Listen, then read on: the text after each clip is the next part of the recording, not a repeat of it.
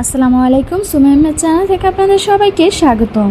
আজকের রেসিপিতে থাকছে ফুটন্ত গরম পানি দিয়ে পাস্তা তৈরির রেসিপি। প্রথমে চুলায় একটা প্যান বসিয়ে আমি এখানে প্রায় 3 কাপের মতন দিয়ে দিচ্ছি ফুটন্ত গরম পানি। পানিটা চাইলে আগে থেকেও ফুটিয়ে নিতে পারেন।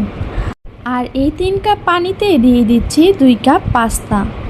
এখন চুলার আঁচ মাঝারি করে ঢাকনা দিয়ে ঢেকে পাস্তাগুলোকে সিদ্ধ করে নিয়েছি। তারপর এখানে 1 কাপ দিয়ে দিচ্ছি ছোট টুকরো করে নেওয়া মুরগির মাংস, হাফ চা চামচ দিয়ে দিলাম আদা ও রসুন বাটা। তারপর এখানে হাফ চা চামচ দিয়ে দিচ্ছি গোলমরিচের গুঁড়া আর দিয়ে দিচ্ছি স্বাদ মতন লবণ।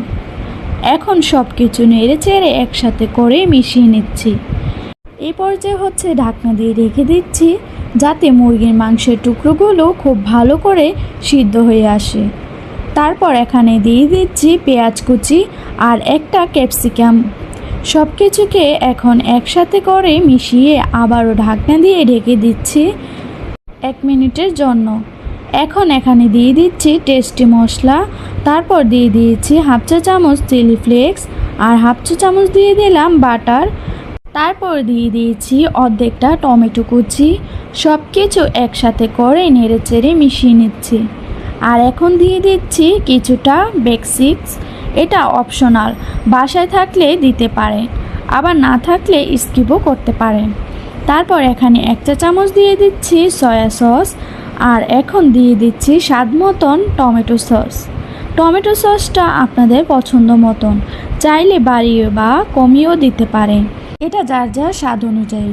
পাস্তা রান্নাটা যারা ঝামেলা মনে করেন তাদের জন্য আজকের এই রেসিপি শেয়ার করেছি একদম সিম্পলভাবে। আজকে পাস্তা রান্নাটা করতে পারবেন, খেতে অনেকটাই মজার হবে। এখন পরিবেশন করে নিচ্ছি। আর এই পর্যায়ে আপনারা চাইলে চিজও ব্যবহার করতে পারবেন, তবে এই পাস্তাটা এভাবেও পরিবেশন করা যাবে। এমনিতেও খেতে এটা অনেক টেস্টি হয়েছে।